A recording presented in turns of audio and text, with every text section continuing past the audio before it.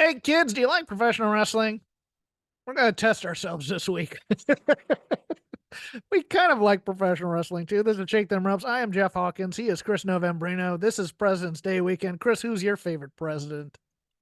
My favorite president, if we are talking in terms of facial hair, no particular reason why I might start there. It's obviously Chester A. Arthur. The man just had the best mutton chops mustache combo of any president, in my opinion.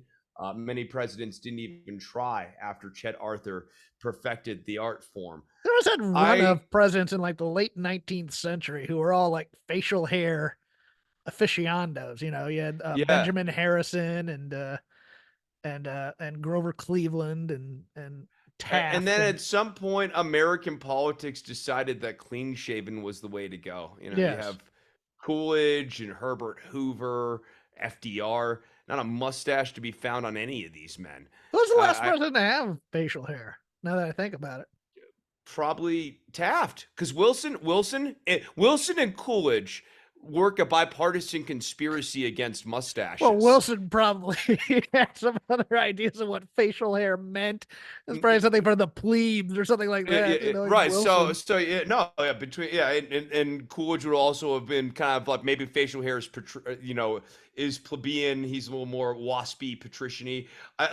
This is the thing to think about when it comes to presidents. Is Where are it? the mustaches? Yeah, it is. Okay. Like a lot of people, here's the thing. A lot of people aren't excited about this upcoming election, right? But I want you to just consider the two candidates real quickly however you feel about them. Imagine they had mustaches all of a sudden. Right? Oh, Yeah, right. I know. I no, no, know. no, no, Now no, no, all no. this, You know, they're if both more fun. I imagine if they have whimsical one mustaches. would have a giant handlebar, Yeah. the other wouldn't know how the other one grew. Maybe a comb over on one of these mustaches. Oh, I mean, geez. there's any number of exciting options to spice up this election with facial hair. I'll say this. Now to answer Oh, go ahead. to answer your original question here, who is probably my favorite president of all of the presidents? I I gotta tell you, and I know you're gonna rag me for this. I got a real soft spot for Jimmy Carter. I think like he's just a good dude. Of all of the presidents in terms of biography and stuff, who actually speak to like a decent human being, even though he was a mid ass president. Like Carter, I think it's gonna be sad when he finally goes because he did so much as like a humanitarian and that sort of thing in a way that other presidents kind of like the grandstand on. They'll do a charity or whatever. They'll have their foundation. Carter was out there building houses. I think I'll that's let you cool. have him without comment. I think, oh God, I've really taken a shine after reading Amity Schle's biography of Calvin Coolidge. That dude, didn't, that guy was skinflint all the way. Like, how much is this gonna cost? No, until he got in the latter stage, a little bit of corruption there, but everybody ends in corruption. It turns out. Grant also secretly underrated as a president, by the way.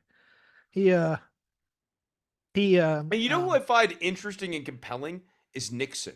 Not he's like not my favorite, but I find his politics to be so weirdly complicated and idiosyncratic. And yes, the more he is the complicated more and you study idiosyncratic them, as well. yeah, Yeah. right, right. No, he's complicated and idiosyncratic. I'm not saying he's like a source of admiration, but like in terms of all of the presidents of maybe the last 50, 60 years, he's the one who I think thought the most about what the nature of the job is. It'd be like maybe Nixon and then Clinton would be right underneath him, and then like Reagan. Um, Others just sort of like kind of came into the role, Carter included, and just Ford, similar thing, not really having much of a vision of what it was. Nixon clearly had like thoughts, and that makes kind of parsing through them kind of interesting. That'll do it for history talk. We'll see you next week on NPR.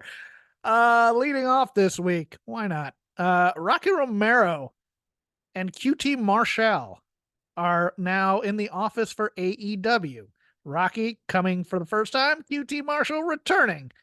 Both will be working in coaching and developing new talent. Romero is also involved with international business partnerships, notably New Japan, where he also has a position.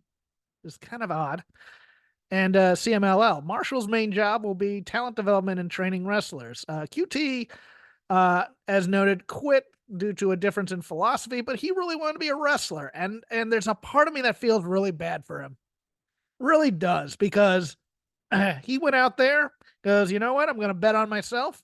Think I've gotten in pretty good shape, pretty good wrestler, done all this stuff, and nobody would book him. He did like an angle in AAA and a couple of indies, and nobody wanted him. And so now he's back, and he's not going to be on camera. He's going to be behind the scenes teaching. And boy, that speaks to me in a way in terms of certain career choices I have had to make when I wanted to perform. And they go, no, we'd like you to be a teacher still. It's like, but I want to perform. It's like, no, you can teach here. Yeah, we, Kind we of a don't thing. we don't see you as that guy. Yeah. That hurts, man, especially when you've put the work in. Like, so like this story also really speaks to me. I think speaks to like every dude past a certain age where it's like you have that moment at some point in your life where you have that you're not that guy moment, and oh, those hurt. Yeah. Those hurt. So especially when you've been putting in, when you've been doing the work and you find out even after all the work, like you actually tried this time and you're not that guy. That sucks. I feel bad for him. Yeah. No, that kind of came to me in stand up. Um, Around, oh, I'd say 2006, 2007, where it's like you see this new generation coming up, and like almost nobody from like my exact age. There are people like ahead of me, and I guess Dave Chappelle, but Dave Chappelle started before I did, even, and I started at 17. But you see the new class coming up, and you're like, no, that's kind of gonna be kind of it, isn't it? Kind of a thing. It's like can't get booked as much, struggling to get as many spots on stage, new people coming back from the East Coast and keeps flooding in and flooding in, and you're just like, well, I gave it a shot, and you just didn't get the moment. But then you'll hear like people who succeed always go, well, talent talent and perseverance always win out. It's like, no, that's not always true. Man, That's not always true. man, I hate that success. I hate the successy You know who crap. says that? No, Successful people. That's the only right, people. right. But you know why they say it, Jeff? Because they don't want to acknowledge that luck Luck is has a a lot to big do with it. effing Yes. factor, and you Yes. can't control it. And you can't control. All you can do is set yourself in the best possible Position. position to Yeah. catch the luck. Yeah, yeah. But like, I mean, this is a thing that drives me crazy a lot of times when people talk about, oh, this, that, or the other. Luck is such a huge factor in so many aspects of life. And some people just aren't lucky, and it doesn't mean that they were failures. Like they Some were and because born they like too early or too late to really yeah capitalize on their talents too, I mean, there are people who would have, I mean, like it was weird because I thought like I have a sort of cynical, snarky, sarcastic demeanor. I thought that, I thought my time had come because all the snarky white guys were getting TV shows and stuff like that. And then it just turned out it became an overabundance of snark to the point where we flooded the market with it. And it was no longer cool to be snarky and disaffected and ironic and all those other things. Um, right I liked QT's. I mean, look, I didn't like QTV, which to me was very much a WWE type of construct for a gimmick type of thing. But to me, he has certain, for lack of a better term, Southern wrestling bona fides that I kind of always dug in terms of his storytelling and things that he wanted to do and how he built a feud and things like that. He also unfortunately he got Wally pipped. He went on vacation. He was basically TK's guy with formats for TV and things like that. Went on vacation, and then they go, we can do the job without him.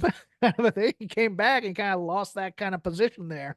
So I mean, it's a complicated business, show business at all is. But you know what? Tony Khan said that he was always welcome back after he left to pursue a career, and he was a man of his word. So good on Tony Khan for that one. yeah absolutely absolutely. I actually think QT Marshall would be perfect as like the Young Bucks' Kevin Dunn figure right now. Don't encourage that. Oh my God, no. Although I think that's going to be Cutler Yeah, that'll probably be Cutler, but yeah, like because he's Marshall would currently be. doing that on Elon Musk's X app, where he's talking about where he's basically saying sources say, and and kind of being like a PR guy. But yeah, if you want to expound on that, you can. No, I mean, I think that's basically like, I mean, like, that's maybe even just cut to him in the back, changing camera angles and stuff. Like, he doesn't even have to be a major role. Like, yeah, it could be useful though. Anyways, what else we got? What else we got? Latest story regarding Vince McMahon this past week came from a sworn affidavit by Ashley Massaro, the late Ashley Massaro, that had never been released publicly by lawyers Constantine Kairos and Erica Mirabella, who worked together on the concussion lawsuit that failed. In that lawsuit, Kairos was ordered to pay $300,000 in fines for being sanctioned for his conduct in the case. It had more allegations against McMahon personally in a story in Vice by Tim Marchman. Kyra said he never released it because it had nothing to do with the concussion lawsuit, although years ago he did release the rape allegation story Massaro told regarding an apparent doctor at a military base while on a WWE military tour, which also didn't relate to the concussion lawsuit. Should also be noted that Massaro, after she had given this deposition, apologized to WWE, Vince McMahon, Stephanie McMahon, and Kevin Dunn, and blamed Kairos for the things she said in a later letter to WWE. But it gets more interesting after the affidavit was released, and I'll get to some of the points in that afterwards. Her best friend was on Ashley Banfield's show on News Nation and said that everything in the deposition was the same thing Massaro told her at the time. Basically, what happened was they went on a tour of Kuwait. She had a soma addiction, and she got drugged and was raped and sodomized multiple times in a drugged up state, attempting to stay awake. She also said that Massaro told her that a WWE executive who she didn't name actually took her from the room in a blanket to her hotel, so the company knew about it almost immediately. She also said the rest of the crew went home, but Massaro, due to her medical condition from essentially being almost paralyzed because of being drugged, had to stay by herself in Kuwait after everyone went home. She said Massaro told her she had spoken to Vince McMahon several times about the incident, corroborated the boardroom meeting where she was told not to report it, which WWE has always vehemently denied. She brought up that Vince had Stephanie talk to her as a woman to be sympathetic. And Pippi also corroborated that Massaro told Dr. Ferdinand Rios, who has said since that he was told by Massaro about what happened, but that Massaro asked him to be quiet about it. Now, I was around during this time when this happened, and I remember the media statement was like, Jerry McDevitt said that everyone on that tour but Maria Kanellis had told WWE they knew nothing about it, and he described not knowing why when WWE asked that Kanellis refused to say anything. And this is the release. At no time was Vince McMahon or the management of WWE ever informed by Ashley Massaro or anybody else that she had been sexually assaulted, drugged, raped, or sodomized by a military doctor with a nurse standing guard while on the Goodwill tour in 2007 to U.S. military bases in Kuwait. In fact, if she ever articulated such a claim to WWE, we would have reported it immediately to the base commander. At no time was there ever a meeting with Vince McMahon, Kevin Dunn, John Laurinaitis, or other company executives in which she told them of such a claim and was instructed to keep it quiet. Pipia, the friend, confirmed Massaro told her the story in 2006 when it happened, saying they told her the story had to stay under wraps. I'll let that digest for a second for you there, Chris. One thing in the affidavit that I know from Creative Stand, here's also a quote. During my time with the WWE, I had observed Vince McMahon making out with other divas in the locker room, but he never paid attention to me, and I assumed I was not his type. This changed after my Playboy cover was released. I was fortunate enough to be allowed to fly on the company jet and stay at the same hotels as the executives for a period of time so that I could get home faster to spend more time with my daughter. On one of these occasions, Vince was attempting to get me alone with him in his hotel room late at night, and I felt extraordinarily uncomfortable. He began calling the hotel room phone and my cell phone nonstop. I called Kevin Dunn to explain the situation, and he said I should tell Vince I was not feeling well and would see him on TV the next day. So I did. Immediately after that night, Vince started writing my promos for me. Vince does not write promos for female wrestlers. That is the job of the creative department, and he certainly wouldn't have, under any normal circumstances, written a promo for me. But he did. And the promos were written with the clear intention of ruining my career. I brought the first script Vince wrote for me to the WWE in charge of creative at the time, Michael Hayes, and he says, And he said, quote, "You're not saying this. Who the bleep wrote this?" And I told him that Vince did. He said, "Well, kid, these are the breaks." Meaning that Vince wanted to end my career and destroy my reputation on my way out. He is known for this type of behavior and also did this to, redacted, upon her departure from WWE. In addition, after that night, each time I walked by him, he would make vulgar sexual comments that were clearly designed to make me uncomfortable. I mean, it that comment earlier about them going, well, Ashley Massaro never came to Vince and talked about the sexual assault. Could you imagine in any context going to Vince and talking about a sexual assault and thinking that that would be the sensitive ears, receptive to the situation, who's going to take the matter really seriously? With everything that we now know about Vincent Kennedy McMahon circa 15, 20 years ago, and I mean, like, we've known this down the line too, but like that vintage of McMahon, 2000 to 2010, he was a monster. And there's no, you can't blame her for not going to McMahon. And him going scorched earth on the promos and everything is very consistent with everything else that we've heard, and very consistent with the running narrative with McMahon that he has a control fetish. That beyond the sex, it's about the control, it's about the humiliation, it's about debasing people, and showing that he's up here and that they're down there, and that they thought they were coming up, and that he had the ability to pull them up and he has the ability to push you back down. I mean, even the stuff about you get to stay in the corporate suites, he likes doing that because he likes cutting it off. It's not like he likes doing it because he likes doing a nice thing for people. He likes doing a nice thing for people to take away the nice thing. Well, here's the line that I left out of the Observer story, unfortunately, and this is going to be the big one here, I think. While Laurinaitis denied a cover-up, his lawyer did say Laurinaitis knew about it, and Dr. Rio said he spoke with Laurinaitis about it, and Laurinaitis said he was already aware. Laurinaitis' lawyer said that most upper-level management knew, which means if the Stephanie part of the story is true, if the Laurinaitis, whatever he's going to give attorneys is true, I I don't see how any of the McMahon family are not gone from this company in terms of, and I think Triple H is probably going to get implicated here somewhere with something. He's I playing just with fire. Yeah, I know. I'm the same. Him getting back on TV and playing and trying Uncle Paul from NXT. Remember me? The guy you all love? it smacks of when Vince tried to do this with Titus O'Neil and the other, like the, welcome to the 2163rd episode of Raw. What that The weird thank you episode. Vince chant The thank you, that Vince. Stephanie put out there when the original allegation. Yeah, man, I know. I'm gonna be very careful here because there was issues at one of my former employers of somewhat of a similar nature, and this was involving people far more powerful than me who were the victims, and they went to human resources and were pretty much blown off, and and then we're given Human it. resources works for the company. I mean, Yes. one of the fundamental problems with the human resources structure is that they are not ombudsmen that stand outside of the company and observe the going ons inside of the company. That would have its own set of problems. But they are instead in house, which comes with its set of problems that all of us who have worked in a dynamic where you have a human resources department, are acutely aware of, which is that human resources has one set of rules for everybody underneath human resources. And then for everybody above human resources, they have a set of explanations.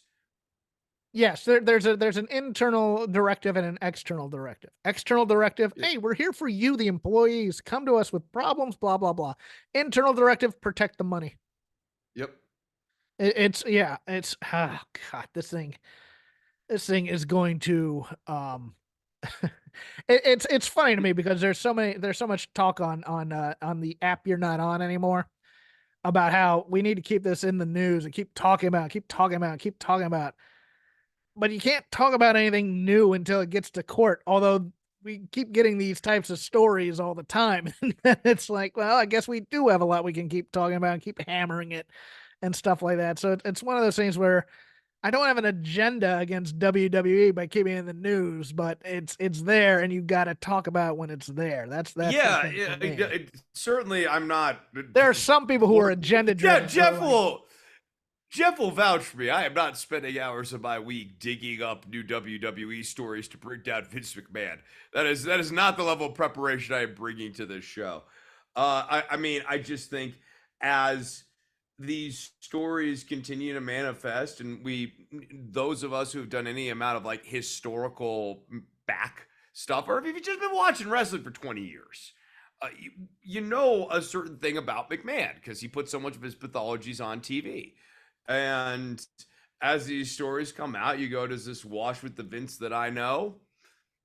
Yeah, it does. All this stuff does. And my last thought is I will just never, ever, ever take as a valid argument, well, why didn't you go to human resources? If we could yeah. retire that argument in 2024, I would be so thrilled about that because it's so naive. All it does is make the person making that argument seem like they've never actually worked a job in their life. Although the reason I added that last anecdote is I just love the absolute 180 by an absolute spineless shill like Hayes. I was like, who wrote this? This is the biggest piece of crap out Vince wrote. Well, sorry about that, kid. Guess you're I done. mean, guess your toast, dude. Oh, Mm. it so reminds me of the one time I've met him. We won't go into that though. The Observer reporting that Tommy Dreamer is now the TNA head of creative, as many expected with Scott D'Amore gone. But old Fightful Select and our boy Sean Ross Sapp goes, nah, that's not true. We're told that creative is in TNA is now unchanged and features R.D. Evans, my favorite people, Hunter Johnson, Delirious, Robert Evans, not Delirious necessarily, and Tommy Dreamer, and they will be supported by Gail Kim and Jorge Barboza. Ariel Schneer is overseeing all of the content and will be working closely with new TNA president Anthony Ciccione on all talent slash creative decisions. Yeah, I don't want Tommy Dreamer in charge of my creative. He has like two ideas. I'm Yeah, sorry. he has like two ideas. Yeah, no, he's not. A committee I'll take. Like Artie Evans is one of the most creative dudes in wrestling. Always has been, always will be. Uh But like no, like Tommy Dreamer's. I mean, if you gave him like the entire book and told him to make shows, they'd be boring as hell. Like 6 months of Tommy Dreamer shows would put you to sleep. I we're mean, because he go just ahead. keep bringing it back to a hardcore match, right? Like you'd be like, feud culminates in a hardcore match. He's not going to give you like great title programs or a good, interesting faction. Like the week to week intrigue We stuff. have an interesting problem in wrestling, and we knew it was coming down the pike, but it's now here. In that, with the exception possibly of Heyman and Levesque, because I don't think Arn Anderson is backstage at AEW all that much anymore. We haven't had guys who have been in the creative room when wrestling was hot. You know how they say at the top of the mountain. We have a lot of guys who have been at the base of the mountain in terms of creative, angles and things like that. We haven't had one that has really caught fire other than maybe this bloodline story, but it hasn't really experienced a wrestling boom of sorts. So now we have a bunch of guys who've kind of been in the minors, so to speak, trying to run these major companies. And I just it's there are times where I go, I wish the best for them, but there might need to be some out of the box thinking, and I don't know if they have that, and it worries me about the business in total. But look, TV rights are going to keep wrestling on for a long, long time. I'm not worried about any company going out of business per se. I'm just saying, in terms of a well of what was this business about, et cetera, et cetera. And look, old guys age out all the time. I get this in every sport and everything. New things work. But I'm looking for the innovators because you don't get a lot of those in any sport slash without a long history of, how do I put this, cycling through guys. Let's put it that way. Yeah, no, I mean, you'd love to see some just like fresh writing minds in terms of presentation. I think Yes. it's good. It's good to have guys like a Tommy Dreamer who understand how a match flow should go. But in terms of like overarching vision and vibe of the show, that could use a spruce up on both programs. On all Like programs. I mean, any yeah, wrestling yeah. program is like, because like TNA has become very WWE derivative at times. In all of AEW these is kind, sort of derivative in its own way, even though people won't say it. they all look very mid 2000s. Yes. Yeah, you know what I mean? Like it's kind of an old presentation style, and I'm fine with wrestling always lagging a little bit behind for the sake of the video library, but in terms of pacing, in terms of the flow of the show, I think that it really could use a fresh creative vision. I think that we've talked about this in the past. That would be more easily achieved for someone new coming in if they were working with a 2 hour product or a 1 hour product versus a 3 hour product. But regardless, I think there needs to be a committee of fresh writers, people who want to write wrestling but maybe haven't done it before and are a little bit younger and have some ideas, and veterans who know how to do a wrestling match Yeah. so that the between the ropes still makes sense. Yeah. And those young writers can't be, don't necessarily have to be drooling fanboys. Like they're not writing to please. Like the problem with McMahon is he'd have lots of young writers, but they were all writing to pop Vince type of a thing. And you kind of need guys with who can, if they're gonna get pushed back, they can push right back at them and know that they're not gonna get fired type of a thing. The writers room is always better when you have, you have the guys who know things. You have your joke, you have guys who know story. You have guys who know joke punch up. You have that guy who's just weird and just throwing stuff out there, and you're like, what? And then you try and make it better, and it turns out to be genius. Writers' rooms are are just awesome. If you're on a good program and you're flowing and you want to go into work Yeah, because every day. they become this big flow. If you actually, y'all And that's establish why a Breaking Bad was creative. so good, is because they had such a great writers' room in terms of people could bring in what, I mean, they had a bunch of playwrights in there. A lot of people hadn't done a lot of television in the past necessarily, but everybody kind of had ideas, and nobody kind of, said, well, that idea sucks, without first kind of trying to get it going or whatever. Like the character of Gus Fring came from, which is one of the best characters I think ever made in television, came from, oh, this guy on our show is leaving, we need a replacement. How do we do that kind of thing? It's just, yeah, a good room is a good room. I'm sorry to have interrupted you. Go ahead. No, you're not. No offense taken. All I would say is, yeah, like Star Trek Deep Space Nine, one of my favorite shows, had a very like they kind of had like a very tight writers room, and that's how they were able to storyboard out so many of these great episodes.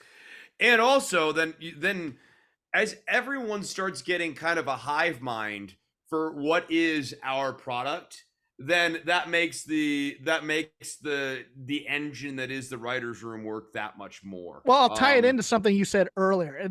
You get a lot of people like you described Nixon. They start thinking about the characters a little bit more, and the world and the responsibility within this world. And then if this is true, what else type of a thing? And there's far more of a Right. world building type of thing in there. Once you get the flow and the hive mind, and you're not scared to death that, oh, do I need to be looking for another job right now type of a thing. Nor are you just pitching standoffy sort of Yes. like solo episodes where it's like, well, this week, I'll use Star Trek again. This The week, Ross is out Enterprise. of milk and Rachel does something funny. Whatever. Right. Like you're doing these like because that type of writing's unconfident. Whereas, as you were saying, you start really thinking about what are the implications of this universe. If this is true, then this is true, and fully extending off of those implications. Yeah. Way more interesting. Kevin Patrick, or the former Kevin Patrick, now known as Kevin Patrick Egan, his true name, Announcing today, beyond excited to announce that this year I'll be lead host of MLS 360 on Apple TV. 4 hours of live whip around coverage, jumping from game to game, catching all the goals and big moments as they happen, all alongside three top pros and brilliant people. Good on you, brother. Dude, I am so happy for him. He sucked at wrestling commentary, but He was good at soccer, and that's where he came from. And I right. think he's a And good I'm so host happy. type. Yeah, I think he's a great host type. He's just not Yeah, remotely a good fit for wrestling commentary in any way, shape, or form. But like, lovely guy. I don't wish any ill on him. As I said at the time, and I'm not going to walk any of it back. I thought he was quite poor at like people slag on Mauro Ranallo, but like Mauro Ranallo makes Kevin Patrick, or like Kevin Patrick makes Mauro Ranallo look like Vin Scully or like something like all time great, yeah, Mauro Ranallo calling. is a great wrestling play-by-play guy. I know I think people get so. done either. I think Kevin so Patrick too. is a great host, like Host, a yeah. panel host or something to that effect. And once you find those skills or whatever, yeah, I mean, he'll be the Andrew Siciliano of MLS 360 on Apple TV, and that's good for him. And we'll end with this story that, or well, not end, but in terms of the stories I have, this one's interesting to me because, unbeknownst to a lot of people, when TKO took over WWE, they started cutting some costs, and there have been some senior writers and senior people in office and stuff like that who've been let go. But this week, Jennifer Pepperman, longtime writer, left of her own accord. She first joined the company in April 2017, and before making the move to WWE, she had been working as a producer and director on a number of soap operas, including shows such as One Life to Live and As the World Turns. I have some questions about certain things that I will not say here, but I'll talk to you about them off the air, possibly, Chris. But from reputation, from people I've talked to, she's solid, and she made a very interesting social media move today because this happened earlier this week, and someone it got caught in all the tabloids today for the most part, but they added at her Twitter account, which she rarely uses, and goes, "Hey, you know what? Uh, Mercedes Monet coming into AEW should come into AEW and be her head writer." And she liked the tweet.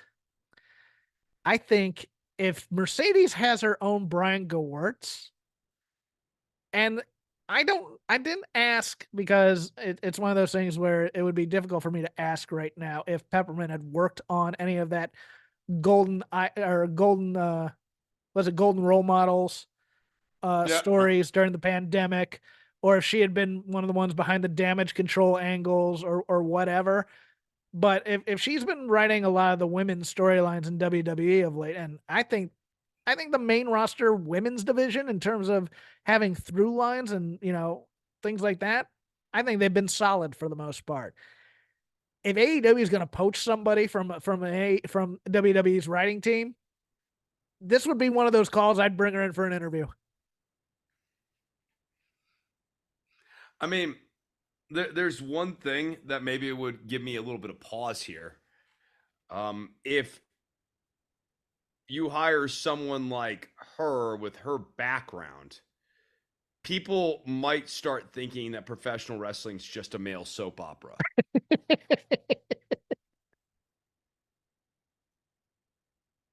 Oh, you led me down that path, and I was going with you the whole time, and then you pulled the rug. Oh, I hate you sometimes. You're really good at that because you sound like you're going to be serious for a moment, and then you just F me. Good Lord. Oh, okay. Fine. We'll move on. Injuries of notes because for some reason, everybody's taping things, which is kind of shocking to me. But nevertheless, Shotzi Blackheart is at the NXT tapings, and she injured her knee. It looks to be a very significant injury that'll take her out for a while. Jeff Hardy on Rampage, which I believe just finished showing on TNT due to the All-Star festivities, got it looked like he got concussed or a broken nose from Sammy Guevara in their match there. Nikita Lyons reportedly will be out once again for a significant amount of time due to an injury, and Idris Enofe got injured halfway through that Nathan Frazier Axiom tag team match on NXT last week. Any thoughts on that before we go to the Lazy River? I don't. I mean, other than I didn't think what they were doing with Shotzi was particularly good, so it's probably not a bad thing that they're No, but she's the not gonna. perfect person to send down to NXT occasionally as that, oh, look, a main roster person has come down here to fight somebody and do some things. That no, you're actually right. She really is because she can come down and have like a special gimmick match and then move on, and it's no harm, no She could do a foul. hardcore match, or well, she could, or whatever. Nikita Lyons is interesting. I've heard it's either a knee or a hip. Um, it kind of brings the question. I mean, there's a lot of knee and hip injuries in that NXT women's division, and I think it's because the training right now. I mean, I'm not going to say, well, it's because they don't have any full time female trainers. I don't know that for a fact, but they're doing the tumbling gymnastics thing. I Instead, was gonna go. It's the style of it's the in-ring style of offense that they're women's making. wrestling that they're doing Yeah, right now. yeah. No, right now it's all cartwheels and it's flips and Yes, cartwheels and gymnastics. plies, It's gymnastics. gymnastics. Right, and so yeah, no, these women are probably hurting themselves because they're doing And all someone these like Nikita, acrobatics. yeah, and someone like Nikita, Yeah, who is a bigger woman, putting a lot of is being strain on the told to do knees. like Yes, spin kicks, like jump spin kicks. yes. Which, granted, at her both height and size are impressive looking. Is that really? I mean, It's not something you they're want to do also every day in practice. Let's they're put it not that something you way. want to do every day in practice. They honestly would get a lot more mileage if they came out every once in a while. Like if she only did that in a big match and that was a big spot where she took someone down, that would be huge. Um, I I I really think I think all the because you saw this with Maxine Dupree too. The cartwheely crap. Her match was just trash on Raw. But that's because they make her do like handspring, elbow, twirl, a jumping jack, ha. And I think Ah, before, yeah, ha. I mean, like, before we even get to that, like let's get arm drags down. Let's get quality suplexes. I'd much rather see the women delivering some stiff looking suplexes than cartwheels. I would, yeah, I'd much rather they be punch kick, 1985 wrestlers, just because that would be a style that would suit them, and then you could do like a couple of them as like the Rock and Roll Express, the acrobatic types, and they'd look more impressive type of a thing. But instead, we have everybody trying to work like a 2005 ROH indie wrestler, and I don't think the athleticism is quite there yet necessarily to do the wear and tear on it, and also just make it look real. I mean, that's all I want out of a wrestling match instead of doing cartwheels and flips and I'm going to do a twirl before I throw this punch. No, just throw the punch. That's all I That's my want. other problem is even if they're doing topes to the outside, they still would be having a very soft looking match style, which Yes. is ironic because yeah, it's physical as we've just been discussing. But you can have a physical match in the sense of like it is physically demanding to do all these cartwheels and handsprings and backflips, and it still looks soft as heck. Yeah, it's the old guy complaint. I'm an old guy. I'll take it. Of are you looking like you're trying to win the match, or are you looking like you're trying to put on a dance show? And it's like I just want them to try and win the match. That's all. Unless your gimmick is you're showy and stuff, and then you can do all that stuff. Yeah, it's Right, and frustrating. then that stuff actually should backfire on you. Yes. The Dazzler elbow and stuff should be more of a heel thing, and we should be kind of rooting for them to fail when they do their crazy or super ornate handspring elbow or whatever it is. And with that, we'll go to the lazy river of wrestling criticism. Whatever we watch, whatever's on our mind, we'll talk about here. For once, I have a New Japan note, which is very odd because I watched some New Japan last night. Chris, I'm gonna let you start because a lot of my stuff is just gonna be complaining, and it's not oh, this was horrible. It's just confusion on things that they're doing in promos and things of that nature because the wrestling's been good. We talked about this pre-show, but it hasn't been exciting. It hasn't been heat filled. It hasn't been there's no like menace to it. It's been good wrestling. And that's true for WWE and AEW, and then NXT was just the drizzling craps this week. But if you have a positive, please start with it because I want to start Uh, on a positive. oh man, that you're making it tough just because like, dude, basically like, and you mentioned NXT, and that's kind of where I was going to start. Just like this was a horrible show, with the really the only I'll start with the only bright spot on the show right now, which is I think Baron Corbin and Yes, Braun Breaker yes. continue to find really good chemistry with one another. They just have really good asshole jock energy. Oh, they're good. They're such a good They're Hoss good. team. They're a Gym good class team. bullies. They're what the Creeds should have been if they had stayed down there and been heels. Really is what they are. No, I really like them a lot. The only thing I can think of from NXT that's just it's that Roxanne Perez, Maddie Renkowski, or Ren Sinclair bit in the locker room. I mean, these women in the locker room segments have to stop. Oh, they're so bad. They're They're horrible. really. They're all I women mean, hate each other out of the book of Jerry Lawler type of thing, and they're just dreadful. And God bless her. This characterization of Roxanne Perez, we still haven't gotten the full on heel turn, and it's a journey, and it's a journey nobody wants to be on because she can't adequately. The lisp is taking me out of her hatred. Let's put it that way. I mean, and I guess since we're doing it and we're on this subject, like we discussed this a bit before the show, so I'll give the abbreviated version of this right now.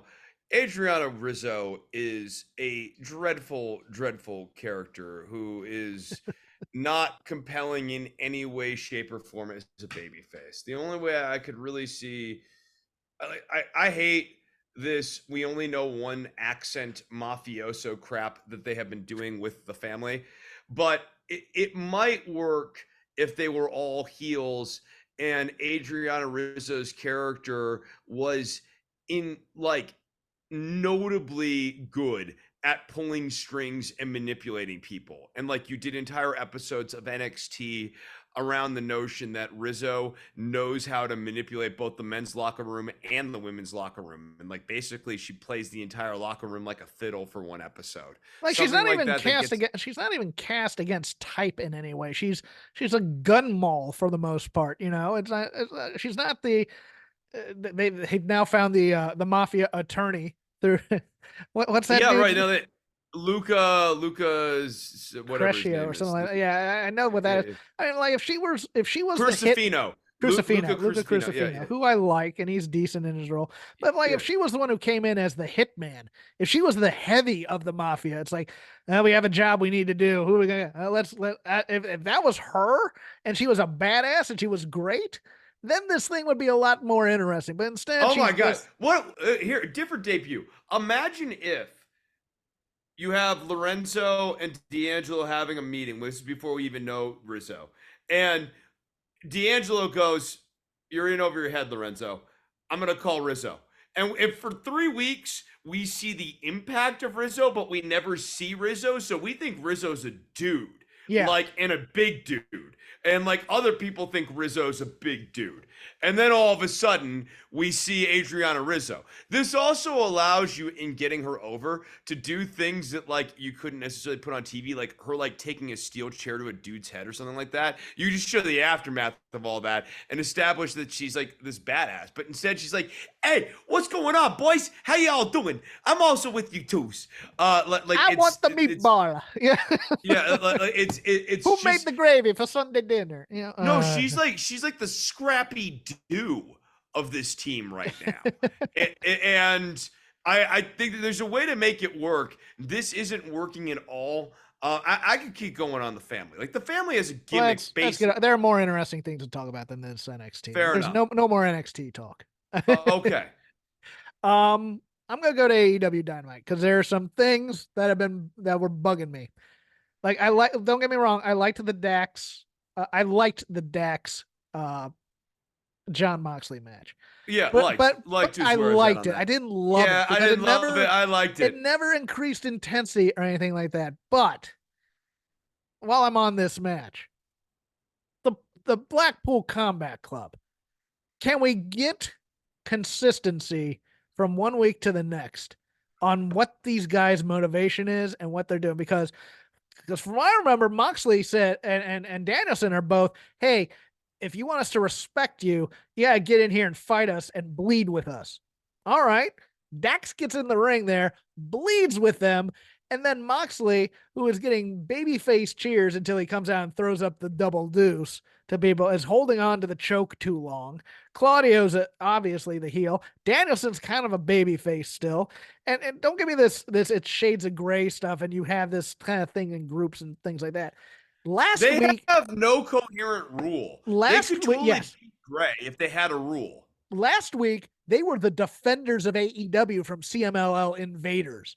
So they were pure on baby faces last week. This week, they're heels. Yeah, it's one of those, it's starting to drive me a little bit nuts because it feels like it's lazy. It feels like, well, we're just going to do whatever we want this week with them.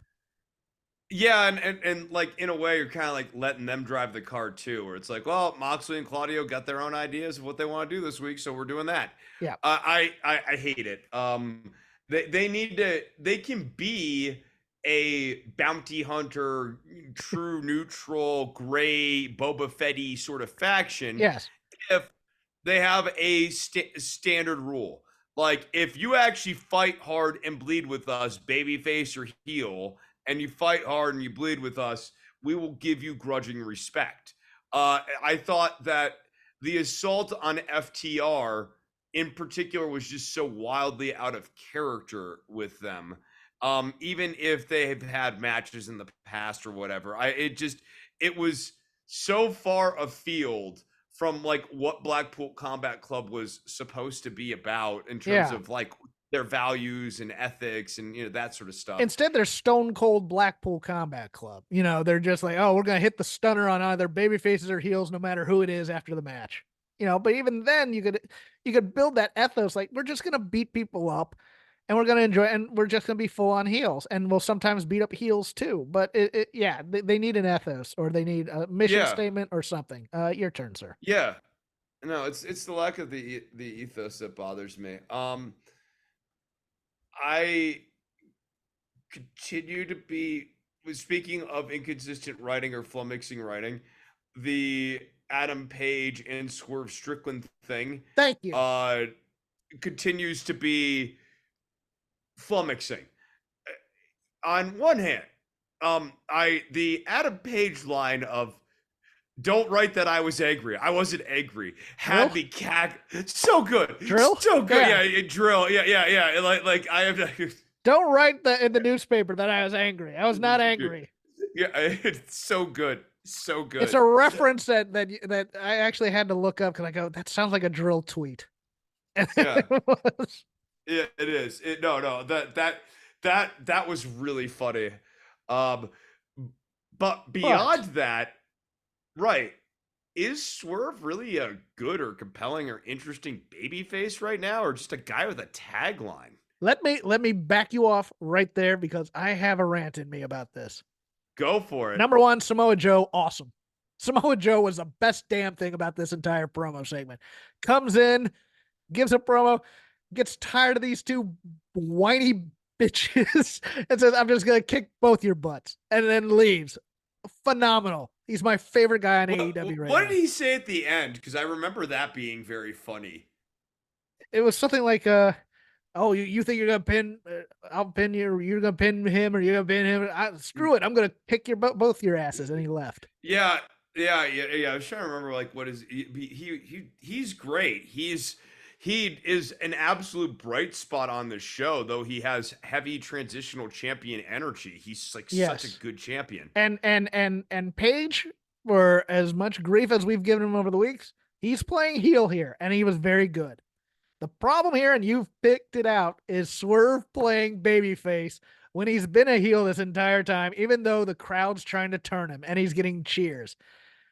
And the problem with this one is this promo took away everything we liked about Swerve as the badass, the mastermind, the guy who decided to go to Nick Wayne's house and make him bloody and stuff like that, the evil guy who'd grin, with the grill and everything like that. Instead, he's looking at Joe and going, "Well, if you see my resume, I've worked very hard and won a lot of matches. And I'd really, really like a chance to have your match." And you're like, "What is he doing here? What just be the baddest dog in the yard, Swerve, like you've been on this entire time. Just go, Joe, wasn't personal before, but I'm going to kick your ass for the title.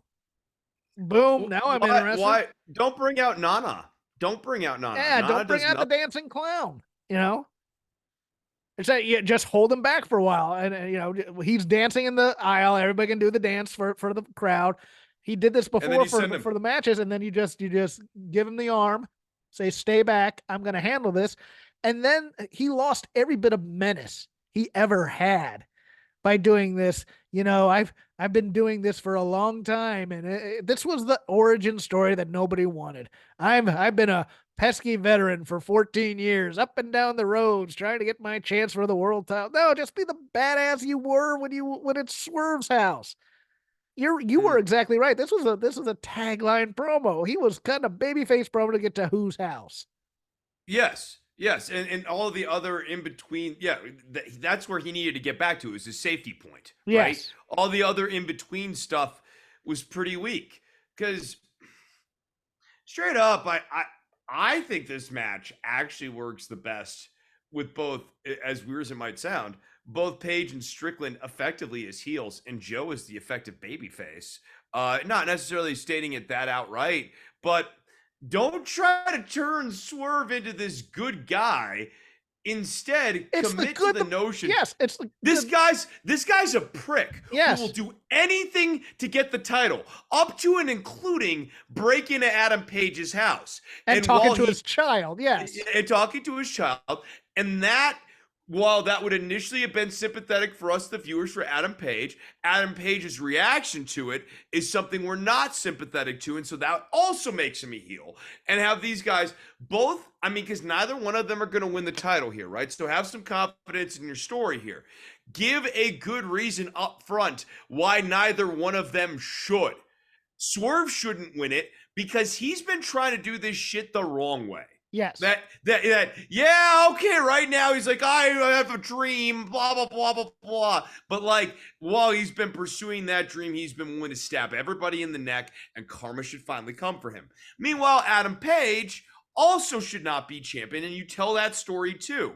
That this guy, yeah, he was champion, but he didn't have his head straight right now. He's completely lost the thread, and that he's unfocused, that he doesn't know who he is. He's having an identity crisis. And Samoa Joe should be, for both of these men, the moment of realization that they're not that guy right now. And Samoa Joe should put them down both handily, but have confidence, and he probably will end up winning this match. But it'd be dumber to belt Swerve. This is the moment in both heroes' journey where they fail. Yeah. And they have And they to go should fail. and they And have they to should fail. they should fail, and they have to go and they have to reassess how they're doing things. And then Paige is on the dark path, and Yep. Swerve has kind of been on the light path. Okay, Yeah. fine, type of a thing. Right. And then you have He the has to duality of realize- that. Yes. Yeah, Swerve has to realize that he needs to not have Nana and the Mogul Embassy. Like, essentially, this needs to be both of these guys lose to Vader moment Yes. in Empire Strikes Back, and Swerve goes from the dark side to the light side, and Paige breaks bad. Yes. No, you're exactly Simple. right. It's a simple story, and it, in a way, having them both get so hung up on each other, that might have actually been a very good go home promo where Samoa Joe goes, "I'm going to tell you why you guys are both about to lose. You're both about to lose because you're so busy looking at each other that you don't even have your eyes on the prize right now, and that's it. Like but that should have been right before. Like this is a story where it's fine to tell the ending up front because it's a morality play. Yeah. And there's a good guy and a bad guy, and we're gonna tell a moral story. Or this is also, I mean, this is the end of the good, the bad, the ugly. This is, I mean, and Clint Eastwood wasn't necessarily good that he was kind of a jerk. I mean, he was using Tuco to do whatever, and then Angel Eyes is the bad guy, and then and Tuco is kind of the Weasley dude within this whole three thing. But and that final shootout, they're all looking at each other, going, "Who am I going to shoot? Who am I going to shoot? Who am I going to shoot?" And then you get the end. But yeah, your turn, sir. Uh, was Swerve not Oh, a me? swerve you? Okay, so Yeah. okay, good because I got another rant in me. Here we go. Let's go. Darby Allen. Uh, this promo stunk. I'm gonna say it. We just set up last week that the Young Bucks, the EVPs, came out there and beat him bloody and are wearing his blood on their suits to wrestle, which is a cool heel move. Don't get me wrong. I like that. I'm liking the direction the Bucks have gone. They haven't gone heavy enough into the like. I love Taz saying he got fined on commentary for giving that terrible idea. I mean, called the EVP trigger. Or what or no the EVP Bucks or whatever he gave the name for and then almost doing the thing to Shivani would have been cool too because I'm all for occasionally beating up an announcer for heat. But Darby comes out here and instead of being pissed and instead of saying you want this title shot, whatever, I'll give it to you, whatever, he does another one of these. He goes in the office politics promo, Chris. When this company was being formed, you hired all your friends from California to be in here. All right. Some of us know that. Some of us know that that the Bucks were hiring people from who worked in PWG with them and who were on the West Coast. Could you imagine saying this shit to somebody who's literally wearing your blood on their suit? Yes, Like exactly. I walk into a room and I look at these two guys who beat me to smithereens and are wearing my blood They hit me with on a their bat. clothing. They hit me with a Yes. baseball bat And they're in the using head. it as a totem. And I'm staring at my own blood. And then I go, well, what you need to remember, Philip and Paul, is that when America was first founded in 1776, like, gonna give them a history lesson, you freaking nerd. Yeah, and it's like, oh, but there was one vice president who believed in me. Guess who that vice president was, Chris? Cody It was Rhodes. Cody Rhodes, and they started Yeah. Cody chant in the middle of an AEW show. What are we doing? This was such a. All you need to do stop with the backstage meta crap. You know why they do it though, Jeff? You know why they do it to it? piss me off. And No, and that's part. That's podcasters. part. Right? They no. Here's the real reason they do it. They think they do it to trigger us, right?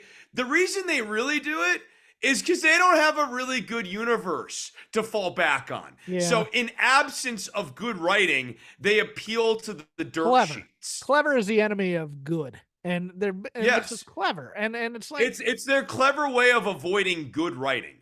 Yeah, they've been hiring people to help with the writing, which is who is not. I tend to think people are being left to their own devices for the creative, and nobody wants to say no. But we need to say no to some of these ideas.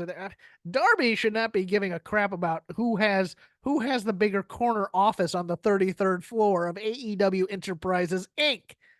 He should be wanting to kill these people.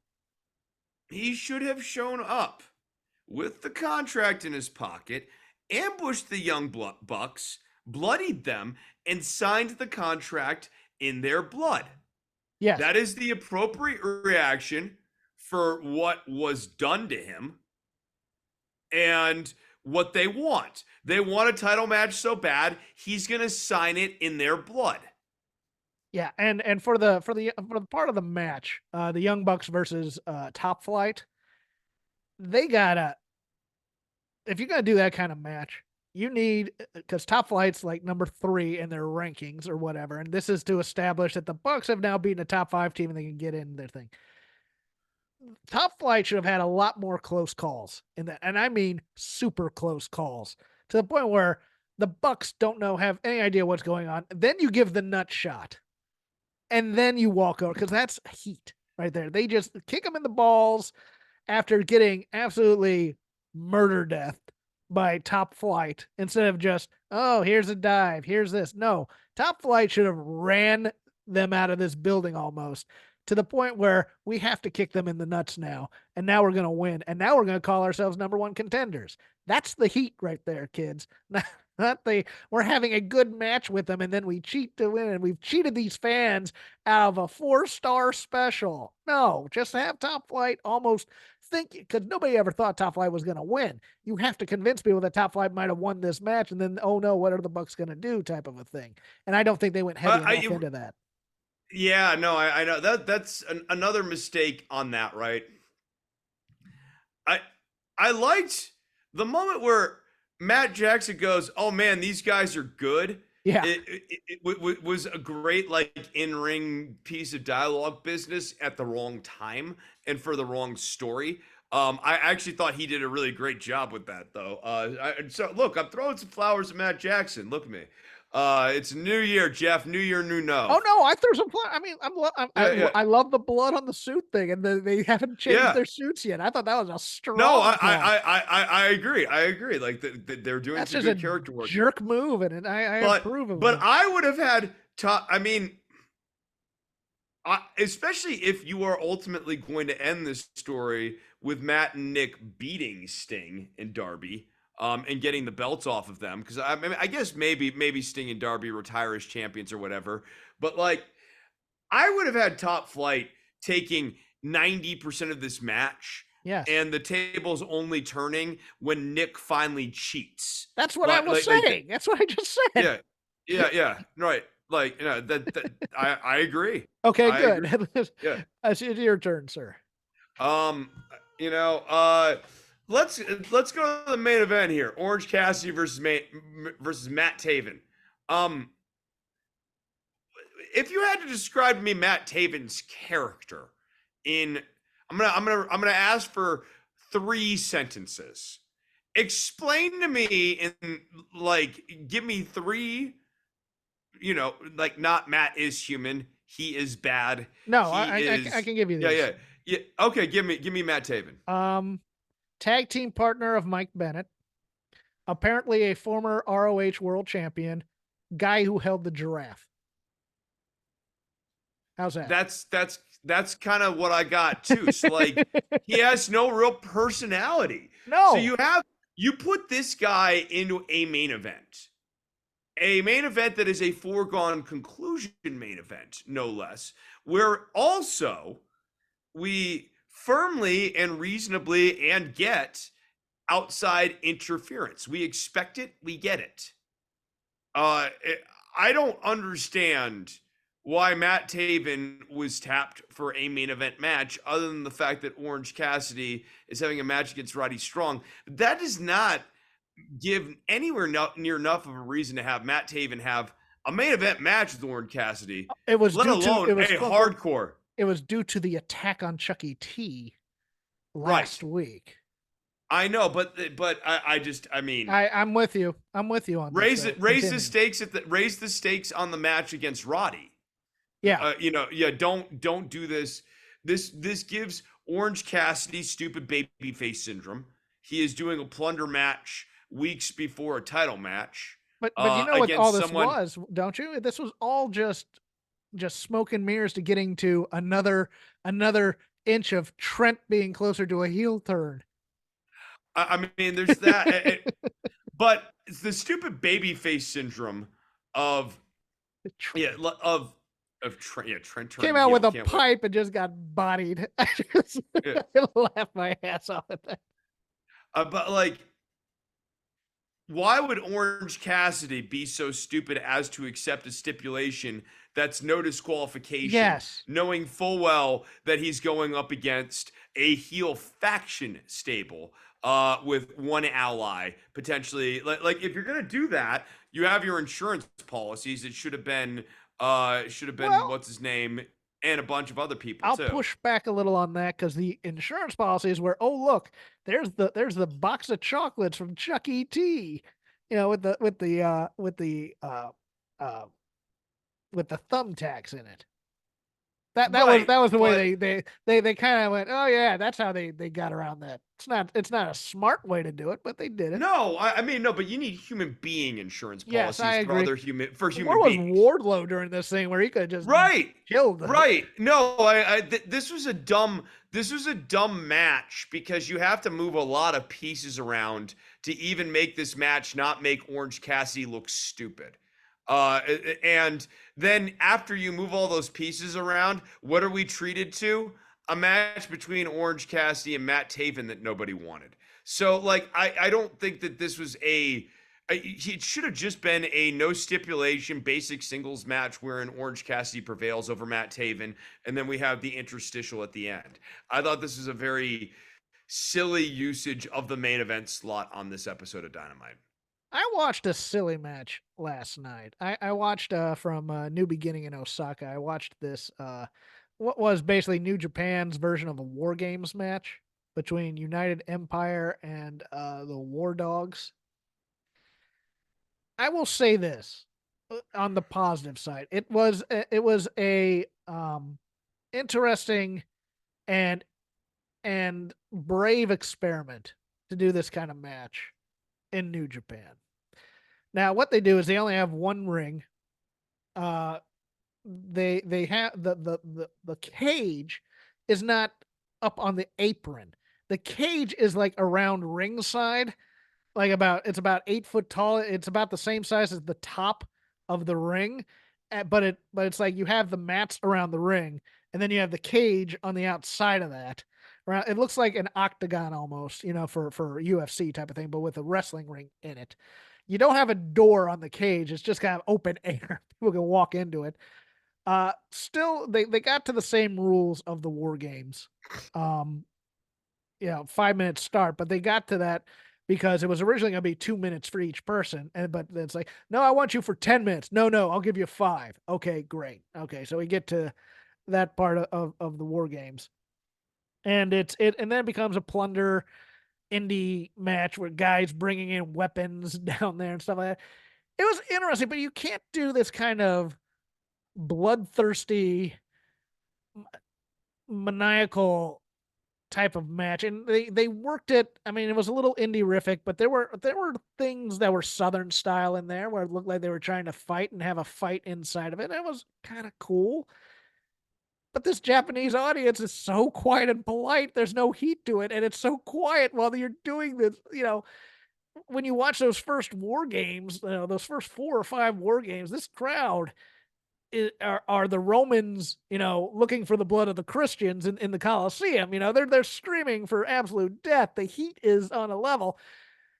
In Japan, it's oh, like a clap or something, and you're just like, we can't have these types of matches in an actual Japanese style of Yeah, thing. the cadence of the audience simply doesn't work for it. No, That audience is actually really awesome for main event style matches. yes, I think like those type of audiences are really awesome for it because when they build to a crescendo, like I remember the Okada Tanahashi matches where like when they finally build to a crescendo for Okada and it's like Okada, like even the back like punch having the emphasis on the yeah. last syllable there. Just I mean it's a different energy and I think it really lends to main event. But plunder matches are all about this is gonna go off. They're fireworks shows, You actually so know you where it need would the work. oohs and ahs. It would work it in Where? all Japan, like maybe even all Japan early '90s type of style, where you had Brody and Hanson and guys swinging chains around, and Abdul the Butcher would come in, and all those other guys. But yeah, the difference between an all Japan hoss fight crowd and a New Japan very quiet, very serene type of thing. Yeah, I think it's just a location thing. It was a noble, brave experiment. I thought. I still want a war games with a roof on the cage again. I think the claustrophobia adds to it, even though you can't do as many aerial stupid moves. I mean, it'll look like a real fight. But no, watch that. I mean, it's worth your time to seek out if you, I mean, especially if you like New Japan. It's as gory a fight you'll see in New Japan as you'll see in the last 5 or 6 years, in my opinion. But yeah, so I watched that. Do you have anything else? In terms of the shows here, I've said nothing about man, Raw or SmackDown. If you want to I go, know I watched SmackDown, but that was like on Friday, and then I had to shovel yeah. snow for like And we're waiting for 6 hours. SmackDown to come on now, so we only have Raw, and all we had was Seth going, "I'll be your Shield." Yeah, all right, fine. I mean, I continue to Drew.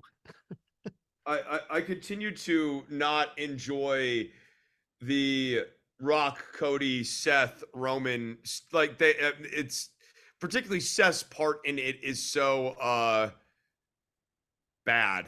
Yes, But yeah, Raw. It feels like, I mean, we're very much just on the holding pattern to Elimination Chamber here, and that's not terrible. I mean, it's not even terrible to have Drew McIntyre as like the fait accompli of the guy who's going to win the Elimination Chamber. But the actual show this week was really nothing to write home about. Imperium and Jey Uso and the New Day, entertaining, fun match.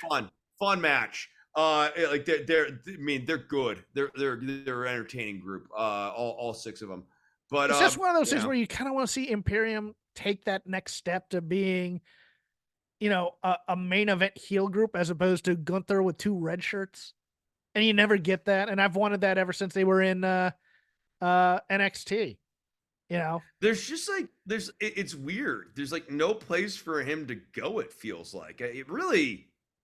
I know they've got Drew, and Seth for Mania, but to me the much more interesting thing would be title versus title, Intercontinental title versus World title at Ooh, WrestleMania between I like Gunther that. and Yeah. Seth. I agree. I do, but we gotta get Drew on the upper part of the card there, and He's doing great work. Like, yes. to be clear, Drew, we both thumbs love up. him. We both think Big he's thumbs amazing. up for Drew. Yeah. Drew the bee's knees. But if you're asking me what I think would kind of maybe do more business, like in terms of what would help set up Gunther for next year here and kind of help him move to the next level, especially if you're taking the belt off of Roman and putting it on Cody, you need that new top heel. Gunther beating Seth at Mania as Cody beats Roman at Mania is a really good setup for that 2025. You want to hear something cringeworthy? Let me find Dwayne's tweet here, because it's just, this is what we're gonna get tonight on SmackDown. Where is it? Breaking WWE social records, having fun, just getting started. I'll slap your punk ass 10 more times for the culture, and you'll do nothing and like it. Tune in tonight on SmackDown. Oh my God. It's a hello, fellow kids with Steve Buscemi. No. Using for the culture there in that context, it's like a total non sequitur. It's a hilarious deployment of that there. Like Yes, he doesn't actually know what he doesn't really know what for the culture means. I don't feel like. I'm gonna get in trouble if I go deeper. I cannot imagine that he thinks that Cody Rhodes needs to be slapped for the Black History Month. for Black History. Do you know that Cody's married to a black woman and is half Cuban? Because he said that in a promo once. he cured racism. What are you gonna do to him? There's just any number of well, it's so cringe. Dwayne Johnson is certainly back in wrestling, people. Yes, and we'll end it there. This has been Shake Them Ropes. You can follow me at CrapGame13 on Elon Musk's X/Twitter. You can follow Chris at DOCTOR_NOV on Instagram. Just follow the show. I update that account at Shake Them Ropes on the aforementioned X when shows come out. We are part of the Voices of Wrestling Podcasting Network, podcasting for all your wrestling needs, fandoms, obsessions, etc. 5-Star Match Game, Good, Bad, the Hungy, the Gentleman's Wrestling Podcast, and of course the flagship with Joe and Rich. I do a show called The Dynamite Show about 20 minutes after Dynamite is gone off the air on the Fight Game Media Network. I believe it's youtube.com/fightgamemedia. We go live there, drops into your podcatchers the next morning. Myself and Paul Fontaine do a thorough deconstruction of that night's Dynamite. A lot of the notes of which I bring onto this show, but I'd appreciate you watching. Chris has a lot of other things, including cat wrangling and guitar lessons. He's going to tell you about now. Yeah, Yeah, follow me on Instagram if you want to see my adventures on top of Sandia Peak. If you want guitar lessons, message me on Instagram. You can occasionally see pictures of my cats, food I cook, uh, things I write in strangers' notebooks. All sorts of exciting things can be found What? on Instagram. Strangers This notebooks? this yeah, this guy who's like I guess traveling across the country or whatever, like came up to me Oh. yesterday while I was doing bookkeeping stuff at like differential and having hot chocolate, and he was like, "Hey, will you write something in my travel log?" And I was like, "Yes." And so I wrote something in his travel log and I took a picture of it and posted it. We'll see you next week.